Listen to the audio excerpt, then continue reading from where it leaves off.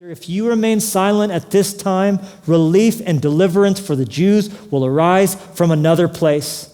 But you and your father's family will perish. And who knows but that you have come to royal position, or you could say, he said, you've come to royal privilege. Don't argue whether you have privilege or not. Ask, how can I leverage my privilege for other people? Esther didn't go, I'm not privileged. She lived in a palace. She had privileges. Mordecai says it's not even bad that you have privilege. You don't need to lose your privilege. Use your 300 thread count sheets and take your bubble baths. Honey, just use your privilege for other people.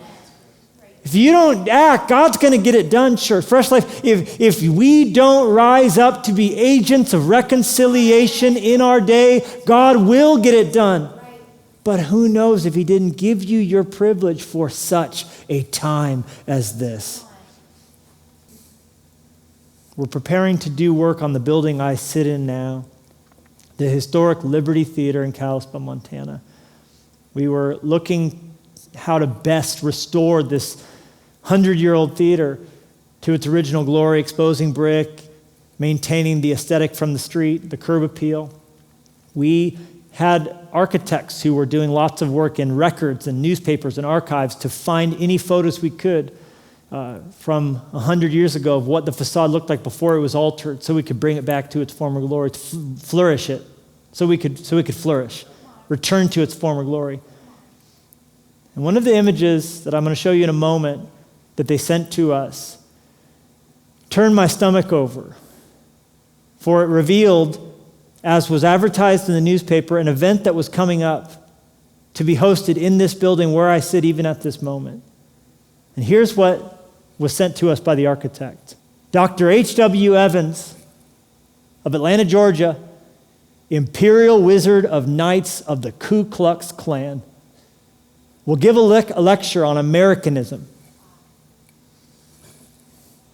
at the Liberty Theater, Kalispell. And the stage I stand on, that man stood upon and gave a talk of vitriol and hatred and racism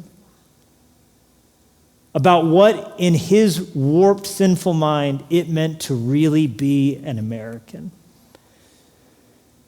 And as much as I hate that it happened, it is with profound gratitude that I stand here today on the same stage, in the same building, and actually want to proclaim true liberty for Americans and want to speak the love of Jesus to heal and touch wounds caused by such things that still have not gone away but exist in our day, in systems, in disadvantageous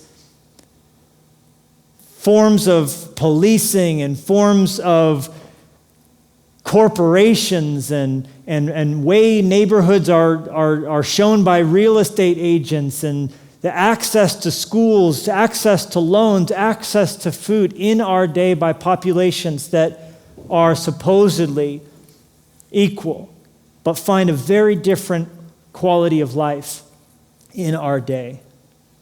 Not guarding our privilege, but using it for the good of others and for the kingdom.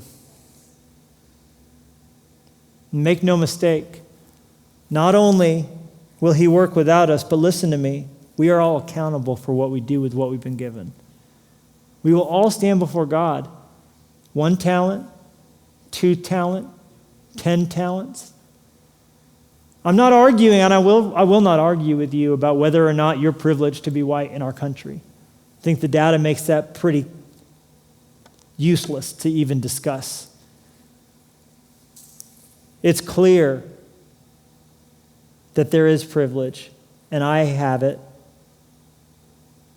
and I'm aware, and I hope you are, that we will stand before God and give an account of what we did with any privileges we were given.